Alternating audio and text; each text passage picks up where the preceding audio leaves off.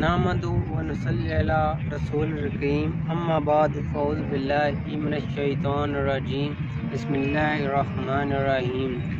قال رسول اللہ صلی اللہ علیہ وآلہ وسلم نے فرمایا کہ بنی آدم کا حال بہت عجیب ہے، بنی آدم کا حال بہت عجیب ہے۔ اس کو دو سونے کی وادیاں بھر کے مل جائیں، تو دو سونے کی وادیاں بھر کے مل جائیں۔ وادی پتہ کس سے کہتے ہیں؟ جو دو پہاڑوں کے درمیان کا حصہ ہوتا ہے، جو دو پہاڑوں کے درمیان کی جو جگہ ہوتی ہے اس کو وادی کہتے ہیں۔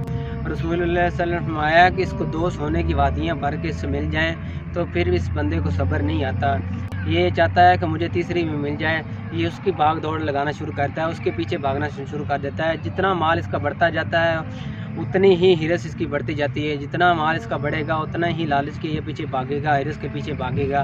تو رسول اللہ صلی اللہ علیہ وسلم نے فرمایا کہ اس کا جو پیٹ ہے اس کو قبر کی مٹی کے سوا اور کوئی چیز نہیں بھر سکتی۔ رسول اللہ صلی اللہ علیہ وسلم نے فرمایا کہ اس کو قبر کی مٹی کے سوا اور کوئی چیز اس کے پیٹ کو نہیں بھر سکتی، جتنا مال اس کا بڑھتا جاتا ہے اتنی ہی ہرس اس کی بڑھتی جاتی ہے۔